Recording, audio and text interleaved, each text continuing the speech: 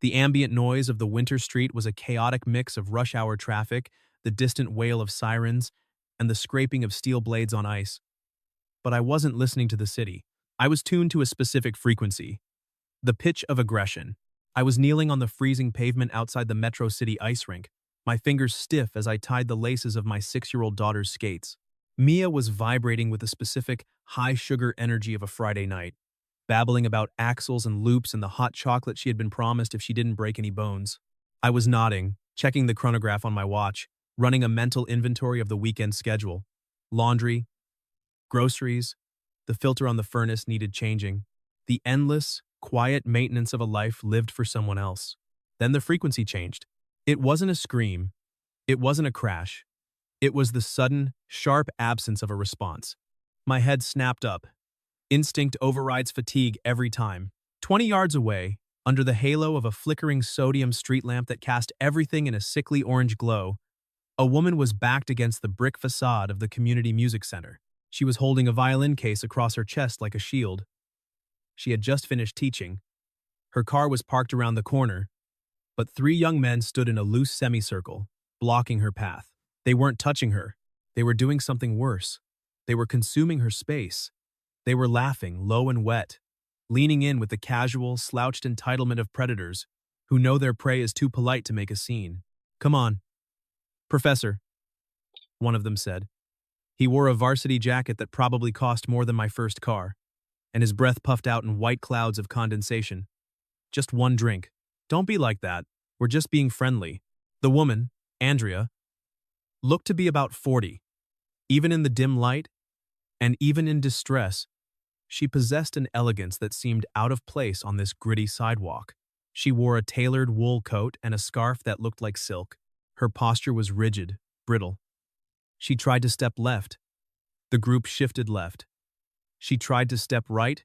They shifted right. It was a game to them, a geometry of intimidation. "I asked you to leave me alone," she said. The guy in the middle reached out and tapped the hard shell of the violin case. Tac-tac, a violation of personal property, a testing of boundaries. I finished tying Mia's lace. I didn't rush. Rushing signals panic. "Mia," I said, my voice dropping to my work register flat. "Calm.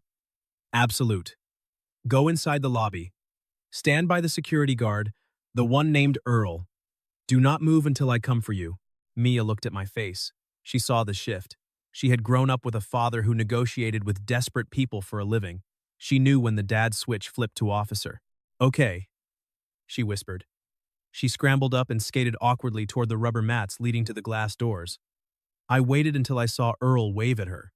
Then I stood up. I adjusted the cuffs of my jacket. I walked toward the group. I didn't run. Running elevates the heart rate. Running narrows your peripheral vision. I walked with the measured pace of a man who owns the pavement. A man who has nowhere else to be. I am a crisis negotiator. My job is to lower the temperature in the room until everyone decides to walk out the door. Tonight, the street was the room. I stopped 6 feet away. The perfect tactical distance. Close enough to be a threat, far enough to react to a swing. "Gentlemen," I said. I didn't shout. I didn't use profanity. I used the voice. The late-night FM DJ voice. Downward inflection at the end of the sentence. Slow tempo. It creates a subconscious biological reaction. It forces the brain to slow down to process the sound. It signals authority without signaling aggression. The 3 men spun around. The leader, varsity jacket, sneered. He looked me up and down my scuffed boots, my plain dark coat, the gray creeping into my temples. He saw a dad. He didn't see the department ID clipped inside my coat. "Walk away, Grandpa," varsity jacket said, stepping forward. "This is a private conversation." "It doesn't look private," I said, holding his gaze. I didn't blink. "It looks like a negotiation that has stalled." "Who are you?" "I'm the guy giving you an exit," I said. "Right now, you're just 3 guys being annoying on a Friday night. In about 30 seconds, when that security camera above your head logs a distress call, you become suspects in a harassment suit, maybe an attempted robbery charge, given how you're eyeing that instrument." I checked my watch, leisurely, then looked back at them. That ruins scholarships. That ruins futures. It makes Thanksgiving dinner very awkward. The leader paused. He looked up at the camera. He looked back at me, my hands loose at my sides, my breathing even, my weight balanced. He looked for the fear he was used to seeing, and he found only a mirror reflecting his own stupidity. You have 10 seconds to choose the narrative, I added softly. Do you walk away and laugh about the crazy guy, or do you stay and explain yourselves to a patrol car? The street went silent. The laughter died. The bravado evaporated into the cold air like steam. Whatever. Varsity Jacket muttered, breaking eye contact. He shoved his hands into his pockets, shrinking with every second that passed. She's stuck up anyway. Let's go. They turned and walked away, kicking at the slush, trying to salvage their egos. I didn't move. I waited until they turned the corner, ensuring they didn't double back. Only then did I turn to the woman. Are you injured? I asked. She lowered the violin case slowly, her knuckles white on the handle. Her eyes were wide, dark, and intelligent. No. Thank you. They were just students, former students. They didn't like their grades. They were crowding you, I said. Aggression isn't just contact. It's proximity. It's the denial of movement. I'm Andrea, she said, extending a gloved hand. It was shaking. Jude, I said. I took her hand. A brief professional shake. Do you have a ride? My car's around the corner. I was just freezing up. Adrenaline dump, I said. It happens. I'll walk you. You have a child, she said, looking toward the rink lobby where Mia was pressing her nose against the glass. I saw you tying her skates. She's watching, I said. She knows the drill. The drill? Andrea raised an eyebrow, a spark of curiosity cutting through her shock. You do this often? Intervene in street harassment? I'm a crisis negotiator, I said. I talk people off ledges. Sometimes the ledge is a bridge. Sometimes it's a sidewalk. We walked to her car in silence. I waited until she was inside and the doors were locked before I turned back to the rink. I watched her taillights fade. A streak of red in the gray winter night. My fingers fumbled with my own keys for a second, a delayed reaction. I stared at the metal until it stopped blurring, then forced my shoulders down before I walked back to Mia. The following Tuesday, I sat in the waiting room of the Community Music Center. The room smelled of rosin, floor wax, and the distinct, dusty scent of old sheet music. I was reading a file on a barricaded suspect in the Heights, trying to find a leverage point, a mother, a debt, a pet, but my focus kept drifting to the door of Studio B. Mia was in there. It turned out the only violin teacher with an opening for a beginner was Andrea Davis.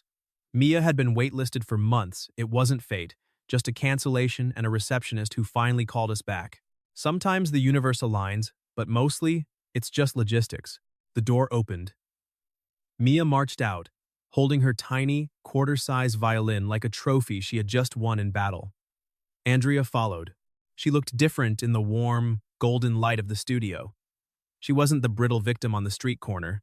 She was authoritative. She was in her element. She wore a charcoal sweater and trousers, her hair pulled back in a severe, efficient bun that highlighted the line of her neck. Mr. Cox, Andrea said. Her voice was professional, musical. Mia has excellent rhythm. She rushes the tempo, but the pitch is surprisingly accurate. She rushes everything, I said, standing up and closing my laptop. She eats cereal like it's a competitive sport. We're working on patience. Mia giggled, hugging my leg. Dad, Miss Davis said I have good fingers. She said they're strong. Go pack up your rosin, Mia, I said, patting her head. And don't drop the bow. As Mia skipped over to the cubbies, I looked at Andrea. The professional mask slipped for a fraction of a second. I saw the fatigue. How have you been? I asked. Since Friday. Andrea's smile faltered. She glanced over my shoulder at the reception desk. A young man sat there, sorting mail. He was thin, pale, with hair that fell over his eyes. Wayne Nelson, the admin assistant, he was watching us. His gaze was heavy, fixed, unblinking. Fine, Andrea said, her voice dropping an octave. Quiet. Quiet is good. Is it? She crossed her arms, hugging a stack of sheet music to her chest. It was a defensive posture. Or is it just the pause? Before the noise starts again? I studied her. I saw the micro-expressions, the tight jaw, the way she angled her body away from the windows, keeping herself out of the line of sight from the street. Hyper-vigilance. Has there been contact? I asked. From the boys? Not them, she said. Documented? I delete them. I don't want to hear them. It feels like letting him into my head. Don't delete them, I said. It came out like an order. I saw her bristle, so I softened my tone, shifting from cop to ally. Data is leverage. Andrea, if we don't track the pattern, we can't predict the escalation. Silence isn't nothing. Silence is behavior. We? She asked. I'm a concerned parent, I said. My daughter takes lessons here. If her teacher is stressed, her bowing suffers. It's purely a quality control issue. It was a joke, a dry, deflective comment to mask the fact that my professional brain had already engaged. I was profiling the threat. Wayne, I said, nodding slightly toward the desk without looking. He watches you. Andrea glanced back, then lowered her voice further. Wayne is harmless. He watches you when you aren't looking, I noted. He tracks your movements. Just be aware. You see danger everywhere, don't you, Jude? I see baselines, I said. And yours is elevated. You're living in a state of high alert. Fight or flight mode. It's exhausting. She looked at me, really looked at me, assessing my intent. She saw the fatigue in my own eyes, the shared language of people who carry weight. If I save the voicemails, she started, then hesitated. Would you listen to them? Yes, I said. I'll listen. The escalation happened 3 days later. I was at the precinct, debriefing a hostage situation that had ended peacefully but messily, when my personal phone buzzed. It was Andrea. Jude, she said. Her voice was thin, reedy, stripped of all its musicality. Where are you? I asked immediately. I grabbed my coat, signaling to my partner that I was leaving. I'm at home. Someone left something on my porch. Are you inside? Is the door locked? Yes. Deadbolt. I'm on my way. Keep the line open. Don't touch anything. I drove to her address, a restored Victorian in the historic district. It was a nice neighborhood, the kind with neighborhood watch signs and manicured lawns. But from a security perspective, it was a nightmare. Bad sightlines, too many hedges, shadows everywhere. When I arrived, Andrea was standing in her living room, staring out the bay window. On the porch mat, centered perfectly, sat a package. It wasn't a bomb. I know what bombs look like. They are usually messy, desperate things. A gift box, wrapped in silver paper, with a red satin bow. Did you touch it? I asked. I put on a pair of latex gloves from my pocket. I knelt down. The street was quiet. I felt the eyes on me. Or maybe just the memory of eyes. I carefully lifted the lid. Inside was a metronome. An antique, mahogany metronome with brass fittings. It was ticking. Tick, tick, tick. And taped to the swinging arm was a photo. It was a photo of Andrea, taken through the window of her studio at the school. She was playing. The angle was from the street, looking up. Telephoto lens. He's watching me teach, she whispered from the doorway. She was hugging herself, shivering in the heated house. I picked up the note tucked underneath the metronome, typed on high-quality linen paper. You rush the tempo, Andrea. You need to slow down. Wait for me. We need to be in sync. This isn't random harassment, I said, standing up. This is a fixation. He's trying to control your environment. He's critiquing your playing. He feels ownership. Andrea wrapped her cardigan tighter around herself. Who? The boys from the rink? No, I said. They were opportunists. This is intimate. This is someone who knows your schedule, your taste, your flaws. This is someone who thinks he is helping you. I turned to her. We need to secure this house, and we need to go to the station to file a report. I can't go to the police, she said, shaking her head frantically. I have a recital next week. The donors, the board, if I'm involved in a stalking case, they get nervous. They want a pristine image. My reputation is everything, Jude. It's how I pay the mortgage. It's how I keep the school running. Your reputation won't matter if you're hurt, I said. Stalkers escalate. Gifts turn into demands. Please, she said. Her eyes were wet. Can't we just handle it? I can't negotiate with a ghost, I said. I need a name. I need a face. Until then, I can only harden the target. Then harden it, she said. Please. Help me feel safe in my own home. I spent the Saturday at her house, not as a guest, but as a contractor of safety. I brought my personal tools. I installed motion sensor floodlights on the perimeter, cutting back the overgrown hydrangeas that provided cover. I reinforced the strike plates on the doors with 3-inch screws that anchored into the frame studs. Jude Cox, the handyman of anxiety. Andrea made coffee. She moved around the house with a nervous energy, tidying things that were already tidy, straightening picture frames that were already straight. You don't have to do this, she said, handing me a mug. I can hire a security firm. Security firms sell you subscriptions, I said, reinforcing the window latch. They sell you the illusion of safety. They don't teach you situational awareness. And you do? I teach you how to not be a victim. She set the mug down hard on the patio table. I am not a victim, Jude. I am a professional musician. I have lived alone for 10 years. I don't need a protector. I need this to stop. It stops when we remove his access, I said, keeping my voice neutral. I'm not trying to run your life, Andrea. I'm trying to secure the perimeter so you can live it. There is a difference between control and safety. It feels like you're managing me, she said, like I'm one of your crises on a ledge. You're not on a ledge, I said. I stopped drilling. I looked at her. The afternoon sun caught the dust motes dancing around her. She was beautiful and stubborn and scared, and she was fighting to keep her agency. I respected that. You're in the crosshairs. That requires a different protocol. She sighed, the fight draining out of her shoulders. I hate this. I hate looking at my own garden and seeing hiding spots instead of flowers. I know, I said. It steals your peace. That's the goal. But you can reclaim the space. I reached into my bag and pulled out a small, black notebook. I slid it across the table to her. Terror isn't a feeling we accept, I said. We document it. 1 line per call. When you write it down, it stops being a ghost story and starts being evidence. You control the narrative. She picked up the notebook. She ran her thumb over the cover. Okay, she said softly. I'll write it down. Over the next 2 weeks, we fell into a rhythm, a surveillance routine disguised as friendship. I dropped Mia off for her lesson on Tuesdays and Thursdays. Instead of leaving to run errands, I sat in the waiting room, working on my laptop, listening to the muffled sound of violins through the wall. I listened to the bad notes and the good ones. I listened to Andrea's voice, firm and encouraging. Elbow up, Mia.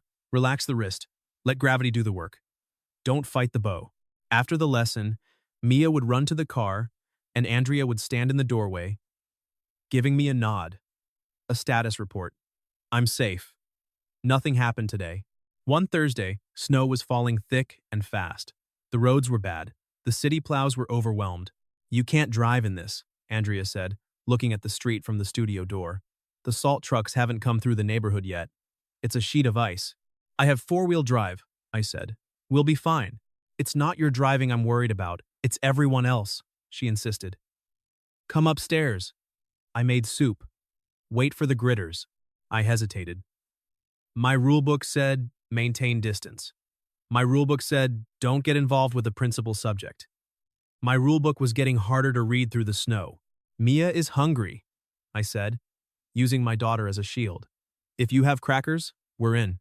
I have grilled cheese capabilities, Andrea said. We went up to her apartment above the studio. It was warm, cluttered with instruments, books, and soft throws. It felt lived in. It felt like the opposite of my austere, bachelor dad condo where everything was gray and wipeable. We ate soup at her small kitchen table. Mia chattered about school, about the snow, about a boy named Liam who ate paste. In her enthusiasm, Mia gestured wildly with her spoon, and a drop of tomato soup landed squarely on her chin. Oops, Mia squeaked. Before I could reach for a napkin, Andrea was there. She reached out, her thumb gently wiping the spot away, her expression softening into something unguarded and kind. There, Andrea said, smiling. Evidence destroyed. Mia giggled. I watched them. I caught myself listening for Andrea's laugh before the next note of conversation. My jaw tightened when I noticed, and I didn't correct it. I placed my phone face down on the table, silencing the world, giving her my full attention. Do you play, Jude? Andrea asked me, breaking my stare. No.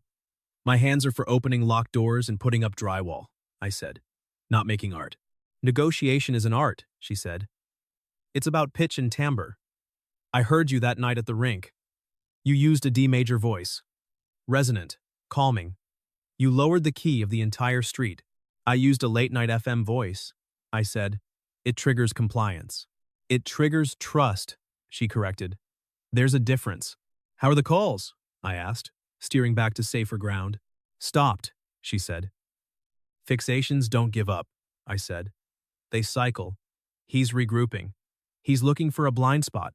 You're a pessimist. I'm a realist. Pessimists are just optimists with data. She laughed again. It hit me in the chest. I realized, with a sinking feeling, that I wasn't just securing her perimeter anymore.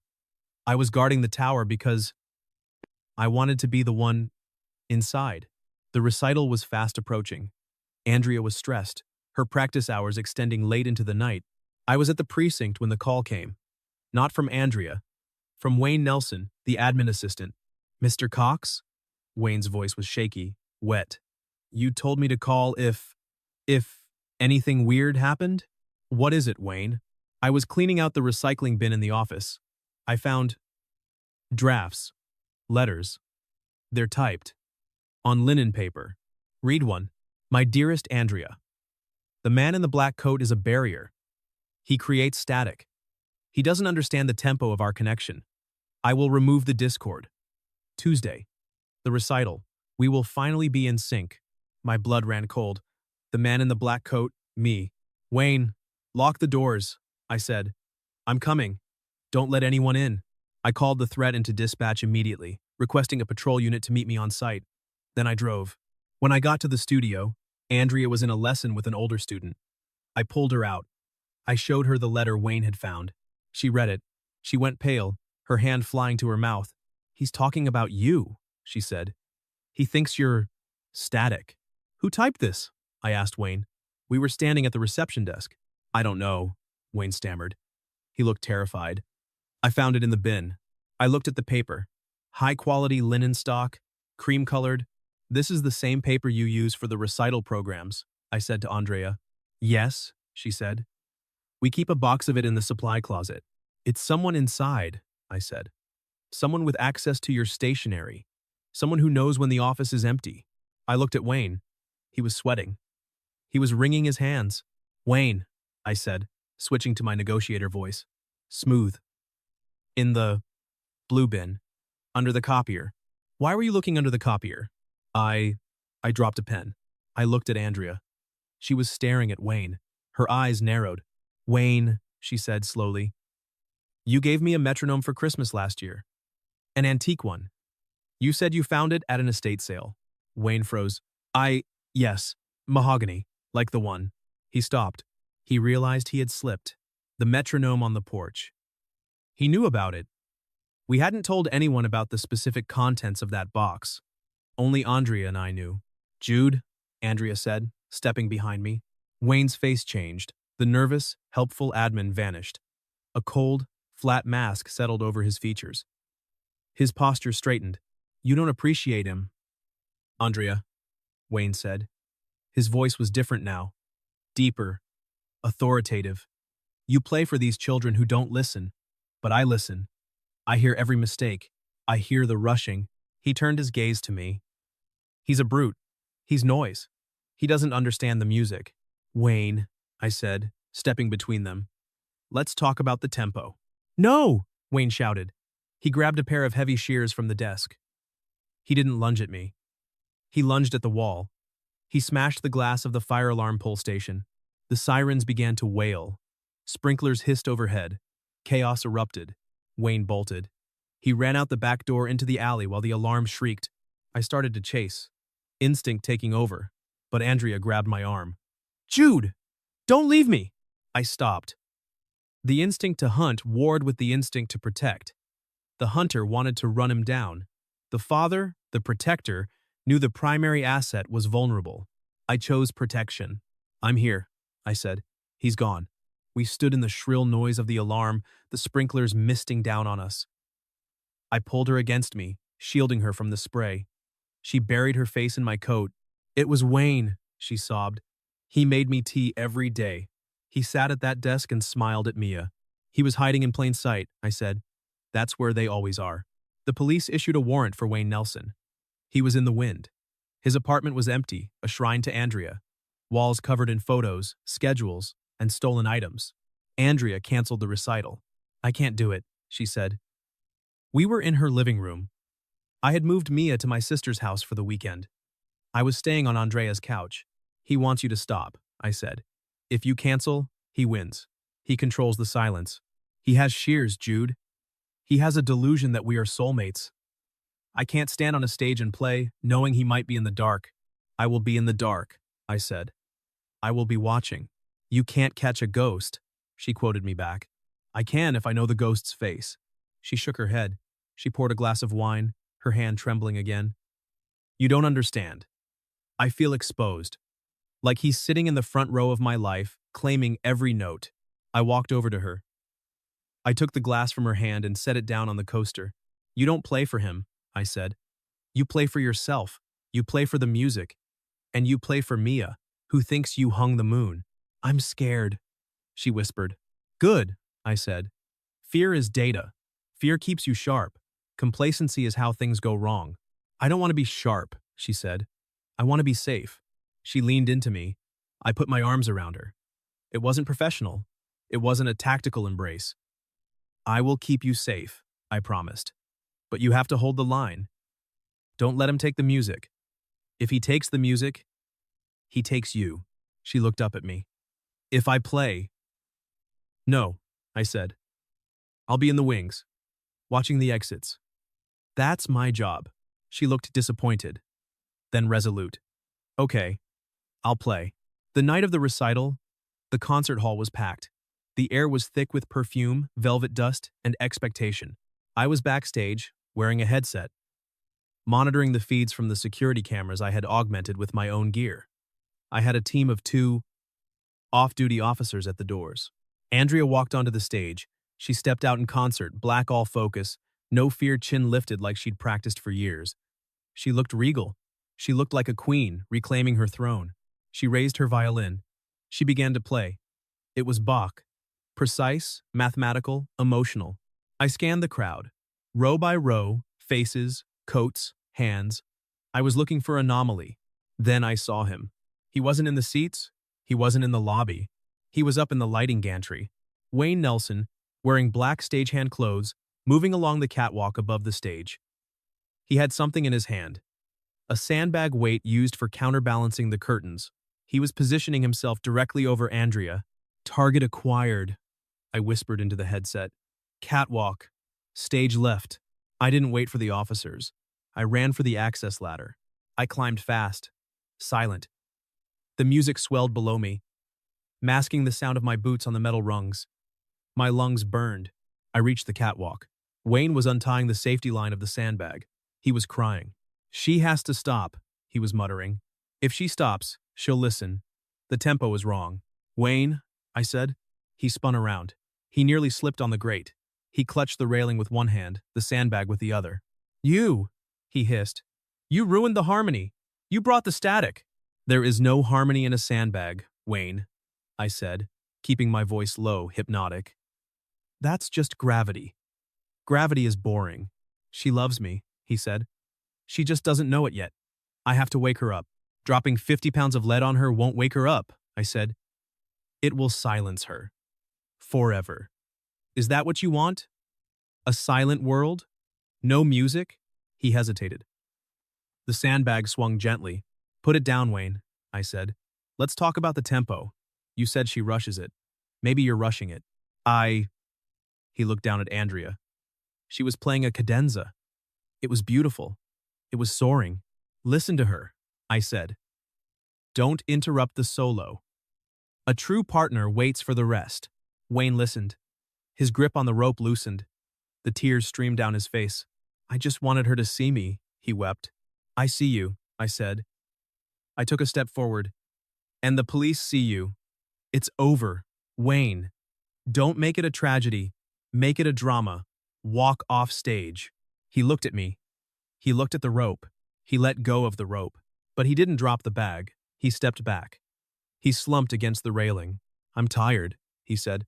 I moved in. I secured his hands. I know. It's exhausting being angry. Below us, Andrea hit the final note. The hall erupted in applause. She didn't know how close the darkness had come. The police took Wayne away in handcuffs. He was quiet. The fight had left him. I met Andrea in the dressing room. She was putting her violin away.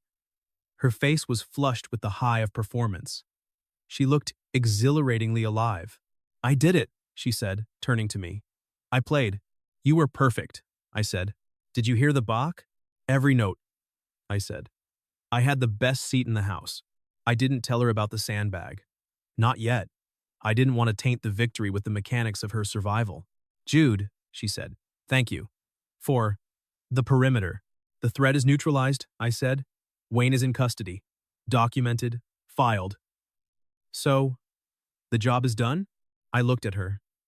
The professional thing to do was to leave. Send the invoice. Close the file. Go back to my gray condo and my rules. "The job is done," I said. She stepped closer. She reached out and touched the lapel of my jacket. "And the contract? Is that done too?" "We didn't have a contract," I said. "We had a handshake." "Right." She looked down. "Well, I suppose you should get back to Mia. Andrea," I said. I reached out and touched her arm. Just a touch. But I didn't pull back this time. I recorded the applause. "You should hear it." She looked up. Her eyes were wet. "Stay? I have to file the report," I said. "But I could come back. Afterwards. Not as a guard." "As what?" "As an audience member," I said. "Who really likes the violin?" 3 weeks later, the Metro City Ice Rink was open again. It was a clear, crisp Friday night. I was on the ice, skating with Mia, or rather, holding Mia up while she tried to skate backwards, giggling uncontrollably as she wobbled.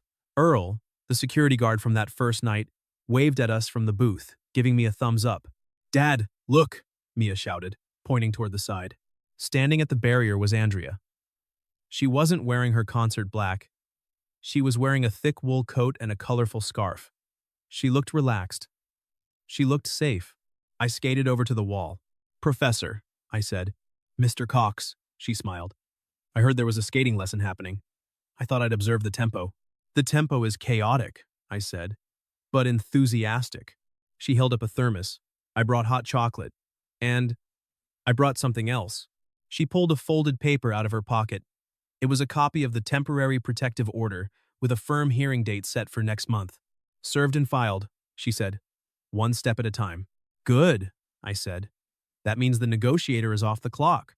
"And what does the negotiator do when he's off the clock?" she asked. I looked at her. I looked at Mia, who was waving at Andrea. "He learns to skate," I said. "Want to join us? It's slippery." "I trust you," she said. "You're good with leverage." "I'm better with support," I said.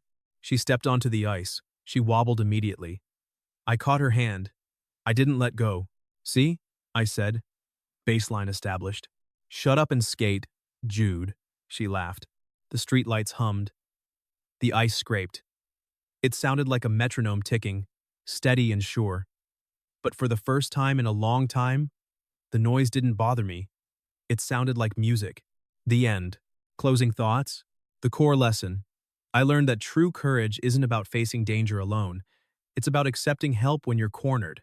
Resilience requires a team. And sometimes, the strongest move you can make is to let someone else guard your blind spot. Engagement. If this story resonated with you, please like and subscribe so we can share more stories like this.